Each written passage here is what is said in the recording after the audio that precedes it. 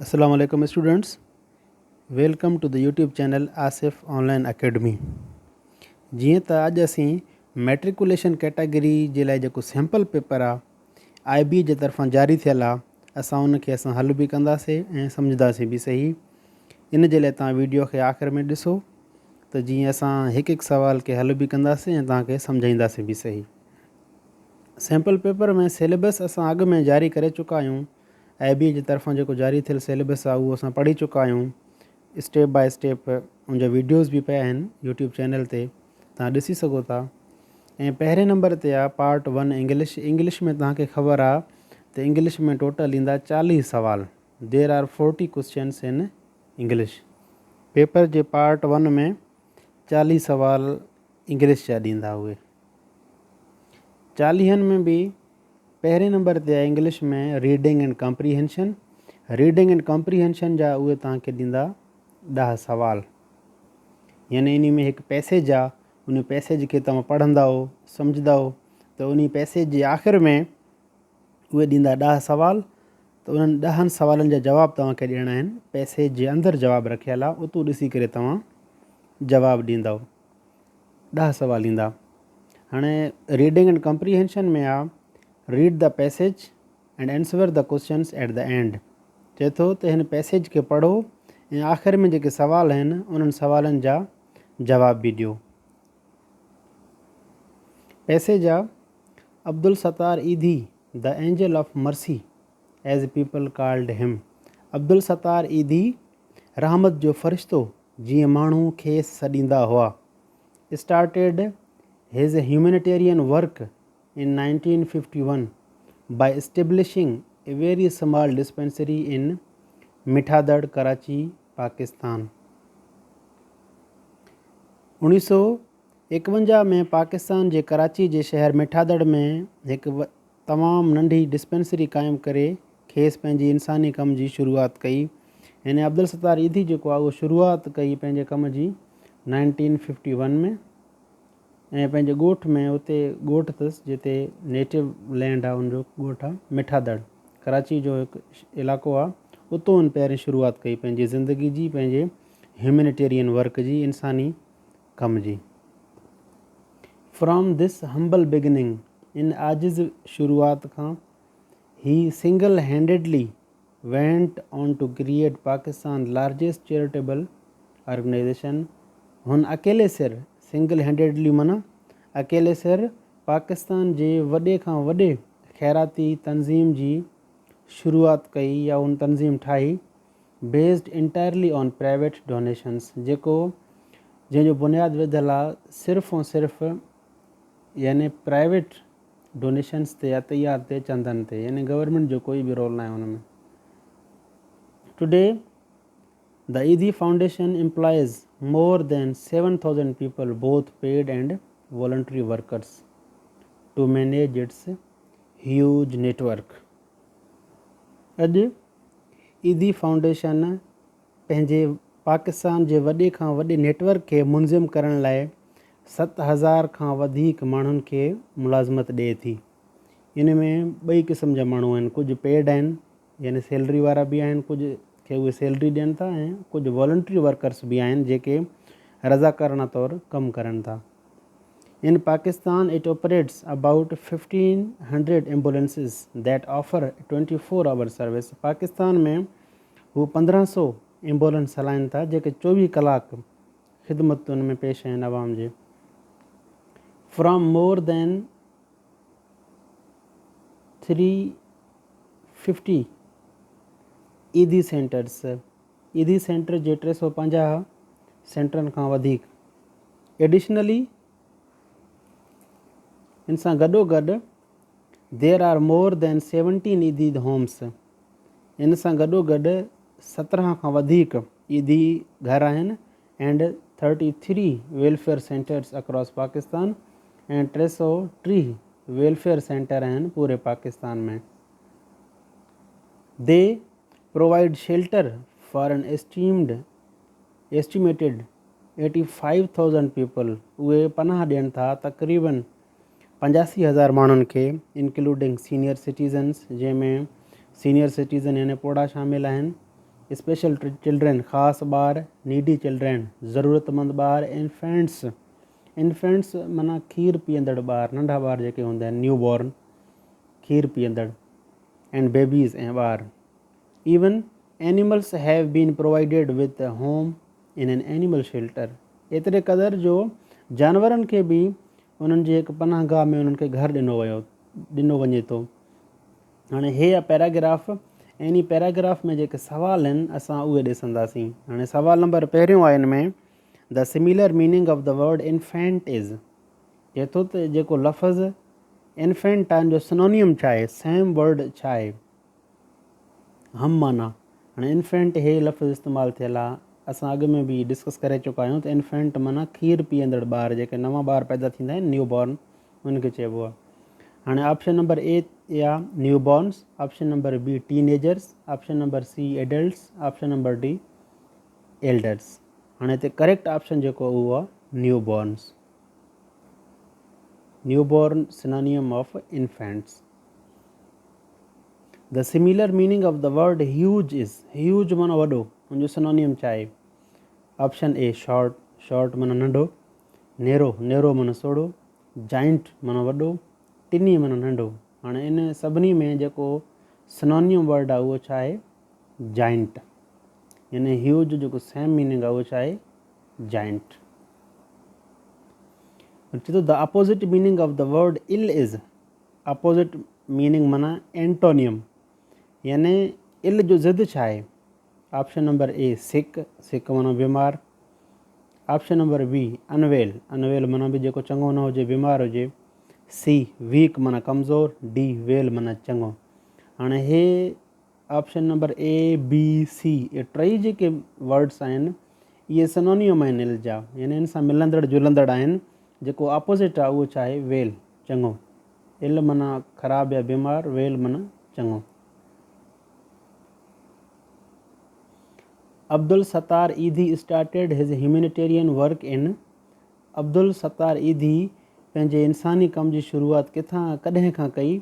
Option number 1950, option number B 1951, option number C 1952, option number D 1953। हाणे हिते paragraph में अॻु में बि लिखियलु आहे त 1951। हाणे हिन जो करेक्ट ऑप्शन बि जेको आहे उहो छा आहे? 1951। Option number B is the correct. 5 number सवाल आहे, there are more than district Edhi homes and 33 welfare centre across Pakistan. जेतो ईदी होम्स केतिरा आहिनि पाकिस्तान में? हाणे पैराग्राफ में बि इन जो ज़िक्र थियल आहे, हे आहे देयर आर मोर देन 17 ईदी homes and 33 welfare centres across Pakistan. हाणे हिन में बि करेक्ट ऑप्शन जेको असां वटि आहे, हाणे ऑप्शन त 4 आहिनि। Option number A 14, option number B 15, option number C 16, option number D 17। हिते करेक्ट ऑप्शन जेको आहे उहो आहे 17, छो त पैराग्राफ में जो ज़िक्र थियल आहे 17। हाणे हे 5 सवाल हुया, अहिड़े क़िस्म जा 10 सवाल तव्हांखे ॾींदा उहे पेपर में, तव्हां हल कंदव। हाणे हिन खां पोइ आहे सिनोनियम्स एंड एंटोनियम्स। 5 सिनोनियम ईंदा, 5 एंटोनियम ईंदा। सैम्पल पेपर में हिकु ॾिनल आहिनि, तरीक़ेकार आहे पेपर जो, सिर्फ़ु उहो ॿुधायल आहे तव्हांखे। त पहिरियों नंबर सवाल आहे, the सिनोनियम of the word happy is. Happy माना ख़ुशि, इन जो सिनोनियम छा आहे? सेम मीनिंग छा आहे? ऑप्शन नंबर ए डिप्रेस्ड, डिप्रेस्ड माना परेशान, option number be sad, sad माना उदास, ऑप्शन नंबर सी गिलेड, गिलेड माना ख़ुशि, option number D measurable, measurable माना बि परेशान। हे जेके 3 मीनिंग्स आहिनि, डिप्रेस्ड, सैड ऐं मेज़रेबल, इन सभिनी जी माना आहे उदास, ऐं सिनोनियम जेको आहे उहो आहे गिलेड, गिलेड माना ख़ुशि। हैप्पी माना बि ख़ुशि, गिलेड माना बि ख़ुशि। हाणे सवाल नंबर ॿियो आहे antonym. Antonym of the word clean is. Antonym माना ज़िद। हाणे क्लीन माना साफ़, उनजो ज़िद छा आहे? ऑप्शन नंबर ए टिडी, टिडी माना साफ़, इहो बि न थींदो। Option number B bright, bright माना रोशन, इहो बि न थींदो। सी क्लियर, क्लियर माना बि साफ़, इहो बि न थींदो। ऐं ऑप्शन नंबर डी आहे डर्टी, डर्टी माना मेरो, यानी क्लीन जो जेको अपोजिट आहे उहो छा आहे? Dirty. Option D is the correct option. ऐं उन खां पोइ स्पेल चेकिंग जा बि उहे तव्हांखे ॾींदा 5 सवाल, 5 क्वेश्चन्स स्पेल चेकिंग जा ईंदा। हाणे सवाल नंबर पहिरियों आहे choose the correct spelled word. सही स्पेलिंग वारो जेको लफ़्ज़ु आहे उनखे तव्हां टिक कंदव। हाणे हिते 4 ऑप्शन्स आहिनि, option number A, option number B, option number C, option number D. हाणे हिते जेको करेक्ट ऑप्शन आहे, करेक्ट स्पेलिंग आहे, उहो आहे ऑप्शन नंबर बी, रिसीव माना वठणु, हासिलु करणु, RECEIVE, बी करेक्ट ऑप्शन आहे। बाक़ी 3 ऑप्शन्स ग़लति आहिनि। 5 सवाल वरी ईंदा एरर डिटेक्शन जा, यानी कोई बि ग़लती आहे कंहिं जुमिले में, उहो तव्हां ॿाहिरि कढंदव। सवाल नंबर पहिरियों एरर डिटेक्शन में आई हैज़ परचेज़ड 4 बुक्स। हाणे अंडरलाइन थियल 4 वर्ड्स आहिनि, हैज़ बि अंडरलाइन थियल आहे, परचेज़ड बि, 4 बि, बुक्स बि। हाणे ग़लती कहिड़ी आहे हिन में? हाणे हिन में ग़लती आहे ऑप्शन नंबर ए, छो त आए सां हेल्पिंग वर्ब हैज़ इस्तेमालु न थींदो आहे। मां तव्हांखे ॿुधाए छॾियां इन्फॉर्मेशन जे लाइ त आई, वी, यू, दे या प्लूरल जमा, इन्हनि सां हेल्पिंग वर्ब हमेशह इस्तेमालु थींदो आहे have. I, we, you, they, plural, इन्हनि सां हेल्पिंग वर्ब इस्तेमालु थींदो आहे हमेशह हैव। ही, शी, इट या को सिंगुलर नालो हुजे, सिंगल नालो हुजे, उन सां इस्तेमालु थींदो आहे हमेशह हैज़ हेल्पिंग वर्ब। इन जे करे हाणे हिते आए सां इस्तेमालु थींदो हैव, इन जे करे इहा ग़लती आहे, यानी हैज़ ग़लति आहे जुमिले में हिते। हाणे इन खां पोइ आहे प्रेपोजिशन जा बि तव्हांखे ॾींदा उहे 5 सवाल। सवाल नंबर पहिरियों आहे I want to be fresh and active when I wake up early the morning. मां फ्रेश थियणु चाहियां थो ऐं चुस्त थियणु चाहियां थो जॾहिं मां सुबुह जो सवेर उथां। हाणे option number A on, option number B to, option number C in, option number D off. हिते इस्तेमालु थींदो इन द मॉर्निंग हुजे, इवनिंग हुजे, उन्हनि सां हमेशह लॻंदो आहे in the evening, in the morning, या डायरेक्शन्स हुजनि in the east, in the west, इन्हनि सां हमेशह लॻंदो आहे इन। उन खां पोइ आहे इंग्लिश में सेंटेंस स्ट्रक्चर में बि तव्हांखे उहे ॾींदा 5 सवाल। इन में बि सवाल आहे select the verb in the following sentence. चए थो हेठि जुमिले में वर्ब जेको आहे उनखे तव्हां सिलेक्ट कयो। वर्ब कहिड़ो आहे जुमिले में? जुमिलो आहे the mother is baking A cake, मां हिकु केक पचाए रही आहे। हिते वर्ब छा आहे? Option number A the, option number B mother, option C baking, option number D cake. हाणे 4 ऑप्शन्स आहिनि, इन्हनि में तव्हांखे वर्ब सिलेक्ट करिणो आहे। हाणे हिन जुमिले में जेको द आहे, the is a article, the article आहे, ऐं मदर जेको आहे उहो नाउन आहे, इस्म आहे, ऐं सी बेकिंग, सी जेको आहे इहो वर्ब आहे। करेक्ट ऑप्शन जेको आहे उहो सी आहे, छो त केक बि छा आहे? नाउन आहे। करेक्ट ऑप्शन आहे बेकिंग। हाणे मैथमेटिक्स जा बि तव्हांखे उहे ॾींदा 20 सवाल। 20 सवाल हाणे बेसिक एरिथमेटिक जा बि हूंदा, जंहिंमें वर्ड प्रॉब्लम्स बि हूंदा। हाणे सवाल नंबर पहिरियों आहे बेसिक एरिथमेटिक में त if the set has no elements it is called ARN dash dash. जेकॾहिं कंहिं बि सेट खे एलिमेंट न हुजनि उनखे छा चइबो आहे? Option A empty set, option B universal set, option C finite set, option D infinite set. ऐं करेक्ट ऑप्शन जेको आहे उहो आहे एम्प्टी सेट ए। इनखे एम्प्टी सेट बि चइबो आहे, इनखे नल सेट बि चइबो आहे। इनखे सिर्फ़ु असां ईअं विची ॾिंगी सां ज़ाहिर कंदा आहियूं, या हे निशानी अथसि, नल सेट जी निशानी आहे। वरी सवाल नंबर जेको ॿियो आहे वर्ड प्रॉब्लम, उन में चए थो त उमर डिस्ट्रीब्यूटेड 4 पेन्स अमंग 2 स्टूडेंट्स। उमर जेको आहे 2 शागिर्दनि जे विच में 4 पेनूं विरायूं आहिनि। 4 पेन विरहाए चुको आहे, एंड लेफ्ट विथ 5 पेन्स, ऐं उन वटि बचिया आहिनि 5 pen. Calculate the total number of pens that Umar had before distribution. चए थो त टोटल पेन जेके आहिनि, टोटल पेनियूं केतिरियूं हुयूं डिस्ट्रीब्यूशन खां पहिरियों उमिरि वटि। हाणे ज़रा ईज़ी आहे, सिर्फ़ु तव्हां पंहिंजा IQ खे इस्तेमालु कयो त डिस्ट्रीब्यूट घणा कयईं, 4, यानी 4 पेन जेको आहे उहो डिस्ट्रीब्यूट करे चुको आहे, ऐं लेफ्ट विथ 5 यानी 5 उन वटि अञा बि आहिनि। त टोटल ज़रा घणा थींदा, 4 ऐं 5 9। टोटल माना डिस्ट्रीब्यूशन खां अॻु में हुन वटि 9 हुया, 4 विरहाए चुको आहे ऐं 5 बक़ाया अथसि। ऐं ऑप्शन नंबर B सही आहे, 9।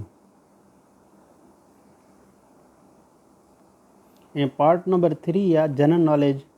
इन जा बि 40 सवाल हूंदा पेपर में, ऐं पहिरें पोर्शन में आहे current affairs and world knowledge.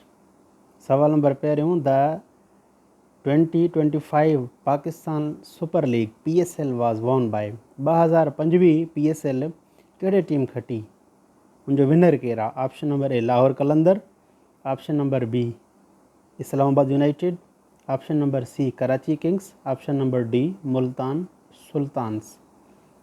हाणे इन जो करेक्ट ऑप्शन जेको आहे उहो आहे लाहौर कलंदर्स। लाहौर कलंदर वाज़ विनर। लाहौर कलंदर जो जेको कैप्टन हुयो उहो हुयो शाहीन शाह अफरीदी। शाहीन शाह अफरीदी वाज़ the captain of Lahore Qalandars when they won PSL 2025। हाणे PSL 2025 लाहौर कलंदर कंहिंखां खटी, उनजो रनर टीम केरु हुयो? हिकु आहे विनर, ॿियो आहे रनर। जेको रनर टीम हुयो उहो हुयो Quetta gladiators. Quetta gladiators. Final was held between Lahore Qalandars and Quetta gladiators. इनमें विनर टीम जेको आहे लाहौर कलंदर, ऐं रनर टीम जेको आहे उहो कोयटा ग्लेडिएटर। हाणे क्वेश्चन नंबर 2 आहे democracy can be best described as. हाणे डेमोक्रेसी जी जेका डेफिनेशन आहे उहो छा आहे? सही डेफिनेशन, सुठे नमूने उहो जुमिलो जेको सही नमूने डेमोक्रेसी खे, जमहूरियत खे डिफाइन करे। A system where a single ruler has absolute power. उहो सिस्टम जंहिंमें हिकु शख़्स खे सॼो एब्सोल्यूट मुकमल पावर हुजे, ताक़त हुजे, हिन हिकु हुकुमरान खे। ऑप्शन नंबर B आहे a system where citizens elect the leaders.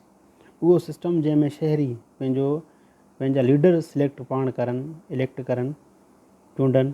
A system where religious leaders govern. उहो सिस्टम जंहिंमें मज़हबी अॻुवान जेके आहिनि हुकूमत कंदा आहिनि। A system where the military control the government. उहो सिस्टम जंहिंमें फ़ौज हुकूमत खे कंट्रोल करे, हुकूमत खे हलाए। इनमें करेक्ट ऑप्शन जेको आहे उहो ऑप्शन B, यानी a system where citizens elect their leaders. यानी जमहूरियत में थींदा आहिनि इलेक्शन में जेको बि जंहिंखे बि अवाम वोट ॾे, that will be the leader. जमहूरियत जो मतिलबु ई इहो आहे त अवाम पंहिंजा जेके नुमाइंदा आहिनि उहो पाण सिलेक्ट करे, पाण चूंडे। हाणे एवरीडे साइंस आहे the percentage of nitrogen gas in the air is. Nitrogen gas जो परसेंटेज छा आहे हवा में? Option A 78%, option B 20%, option C 60%, option D 10%। ऐं करेक्ट ऑप्शन जेको उहो आहे 78%। नाइट्रोजन जेको उहो 78% मौजूदु आहे असांजे हवा में। Question number 2 sound waves are produced by. जेके आवाज़ जूं लहरियूं आहिनि उहे कीअं पैदा थींदियूं आहिनि? Option A vibration of molecules, molecule जे वाइब्रेशन सां। Option B chemical reactions in air सां, हवा में को केमिकल रिएक्शन थिए। Option C reflection of light, रोशनी जी मोट सां। Option D movement of water molecules, पाणी मॉलिक्यूल जे चुरपुर सां। जे करेक्ट ऑप्शन जेको उहो ऑप्शन A आहे, यानी वाइब्रेशन ऑफ मॉलिक्यूल्स। आवाज़ जूं लहरूं जेके आहिनि मॉलिक्यूल्स जे वाइब्रेशन सां पैदा थींदियूं आहिनि।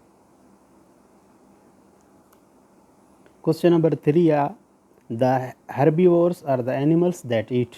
हर्बीवोर्स उहे एनिमल्स आहिनि जेके खाइनि। छा खाइनि? ऑप्शन नंबर ए मीट गोश्त, ऑप्शन नंबर बी प्लांट्स ॿूटनि खे खाइनि, ऑप्शन सी इंसेक्ट्स जीतनि खे खाइनि, ऑप्शन डी डेड मैटर के मुर्दा जिस्म खे खाइनि, मुर्दा शयुनि खे खाइनि। हाणे हर्बीवोर्स उहे आहिनि जेके खाईंदा आहिनि हर्ब्स खे। हर्ब्स माना जड़ी बूटियूं या प्लांट्स। हिते जेको करेक्ट ऑप्शन आहे उहो ऑप्शन बी सही आहे। हर्बीवोर्स प्लांट्स खे खाईंदा आहिनि या हर्ब्स खे। ऐं जेके मीट आहिनि उहे जानवर जेके खाइनि था मीट खे, गोश्त खे, उन्हनि खे चइबो आहे carnivores. Carnivores are the animals that eat meat. Insect खे जेके जानवर खाइनि उन्हनि खे चइबो आहे insectivores. Insectivores are the animals which eat insects. ऐं डेड मैटर खे जेके जानवर खाइनि उन्हनि खे चइबो आहे डीकम्पोज़र्स। जेके जानदार डेड मैटर खे खाइनि, डेड बॉडीज़ खे खाइनि, दे आर कॉल्ड डीकम्पोज़र्स। यानी हर्बीवोर्स खे हिते करेक्ट ऑप्शन जेको आहे उहो प्लांट्स आहे। मां एडिशनल नॉलेज जे करे इन्हनि खे एक्सप्लेन करे छॾियो आहे त मीट खाइण वारा उहे कहिड़ा आहिनि, कार्निवोरस, जीत खाइण वारा इंसेक्टिवोरस, ऐं डेड जेके बॉडीज़ उन्हनि खे खाइण वारा कहिड़ा आहिनि, डीकम्पोज़र्स। ऐं इस्लामियात या इस्लामिक स्टडीज़ में पहिरें नंबर ते आहे the first Islamic state was established in. पहिरीं जेका इस्लामी रियासत आहे उहा किथे ठही आहे? Option number A Taif, option number B Syria, option number C Mecca, option D Medina. ऐं करेक्ट ऑप्शन जेको आहे उहो आहे मदीना। 622 में पाण सॻोरन सल्लल्लाहु अलैहि वसल्लम मके में पहिरीं रियासत ठाही। हुज़ूर सल्लल्लाहु अलैहि वसल्लम पाण ठाही आहे रियासत। The maps that show landforms, reverse, valleys, mountains and hills. उहे नक्शा जेके ॾेखारीनि था लैंडफॉर्म्स खे, ज़मीन खे, दरियाउनि खे, वादियुनि खे, जबलनि खे, पहाड़नि खे, उन्हनि खे छा चइबो आहे? Administrative maps, resource maps, topographic maps और रिलीफ मैप्स। जो करेक्ट ऑप्शन जेको आहे उहो टोपोग्राफिक मैप्स आहे। हाणे कंप्यूटर आहे, कंप्यूटर जा बि सवाल आहिनि हिन में। सवाल नंबर पहिरियों, monitor is used for. Monitor जेको आहे कंप्यूटर में उहो छा लाइ इस्तेमालु थींदो आहे? Option number A sound, option number B call, option number C display, option number D processing. ऐं करेक्ट ऑप्शन जेको असां वटि आहे उहो डिस्प्ले। छो त मॉनिटर जेका आहे कंप्यूटर जी जेका LCD हूंदी आहे, जेका जंहिंमें असांखे तस्वीर नज़र आहे, उनखे चइबो आहे मॉनिटर। ऐं करेक्ट ऑप्शन जेको आहे उहो डिस्प्ले आहे। हे आहे पेपर जेको असां डिस्कस करे चुका आहियूं, सैम्पल पेपर। जेकॾहिं असांजा लेक्चर्स बि शेयर करे चुका आहियूं पंहिंजे ग्रुप में, यूट्यूब चैनल में। जेकॾहिं वधीक तव्हांजा डेली अपडेट्स वठणु चाहियो था, जी फुल तयारी करणु चाहियो था, त असांजे चैनल खे सब्सक्राइब कयो, लाइक कयो, कमेंट कयो ऐं शेयर कयो, जीअं तव्हां वटि डेली मैट्रिकुलेशन कैटेगरी जे बारे में अपडेट्स अचनि, डेली लेक्चर्स तव्हां वटि अचनि, जीअं तव्हांजी तयारी सुठे नमूने थी वञे। महिरबानी, थैंक यू। दुआउनि में यादि कंदा। महिरबानी।